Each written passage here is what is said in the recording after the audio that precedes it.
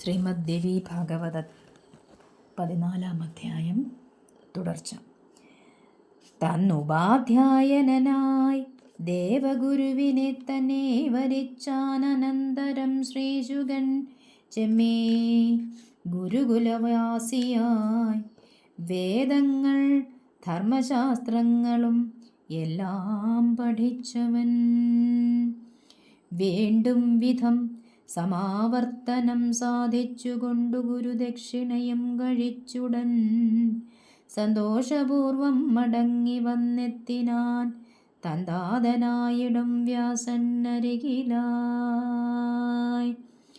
പുത്രനെ കണ്ടെഴുന്നേറ്റു ചെന്നുൾപ്രിയമെത്രയും വാചലതല്ലുമുള്ളത്തോടെ നന്നായി പിടിച്ചു തഴുകി നെറുകയിലൊന്നും അവച്ചു ചോദിച്ചു മുനിവരൻ.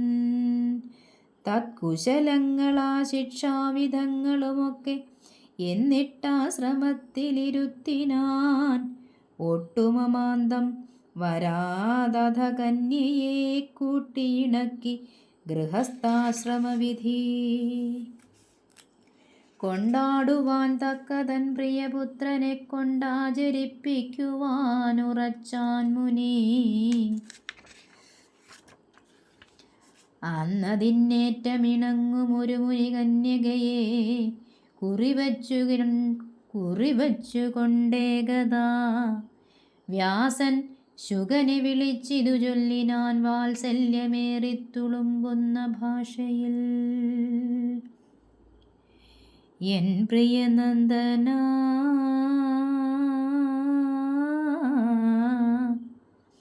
വേദവേദാംഗങ്ങൾ സാമ്പ്രതമെല്ലാം പഠിച്ചു കഴിഞ്ഞു നീ. വേണ്ടതെന്തെന്നിനി ചൊല്ലാം. ഋണത്രയം താണ്ടുവാൻ ഗാർഹസ്ഥ്യധർമ്മം ഭജിക്കണം.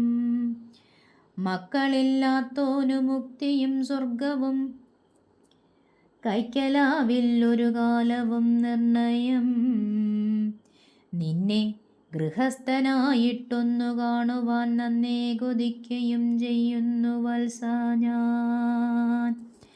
നൂറ്റാണ്ടുകാലം കൊടും തപം മുമ്പു ഞാൻ നോറ്റതിൻ സത്ഫലമായി വന്നുദിച്ച നീ നീതിക്കടുത്തതാമെന്നാഗ്രഹമിതു സാധിച്ചു ആമുടൻ സംതൃപ്തനാക്കണം.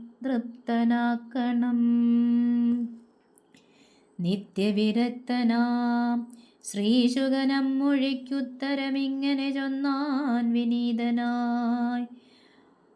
മാമകവന്ദ്യപിതാവേ, മഹാനങ്ങു മാമറ പങ്കിട്ട ധർമ്മജനല്ലയോ.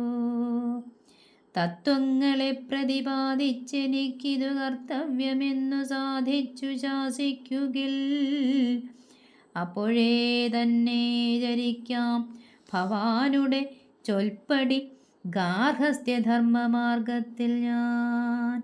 വ്യാസൻ പറഞ്ഞു നിനക്കു വേണ്ടിയിട്ടു സായസം തപം 100 കൊല്ലം നടത്തി ഞാൻ. ആ മഹായജ്ഞം വഴിക്കു ലഭിച്ചതാണെൻ മകൻ നീയും മനോജ്ഞമാം യൗവനം. പാഴിൽ കളയാതെ ഗാർഹസ്ഥ്യവൃത്തി തൻ കീഴിൽ സുഖം പൂണ്ടുപോക്കുക ജീവിതം. സമ്പത്തു വേണ്ടിടത്തോളവും രാജാവു തൻ പക്കൽ നിന്നു വാങ്ങിച്ചു തന്നിടുവൻ.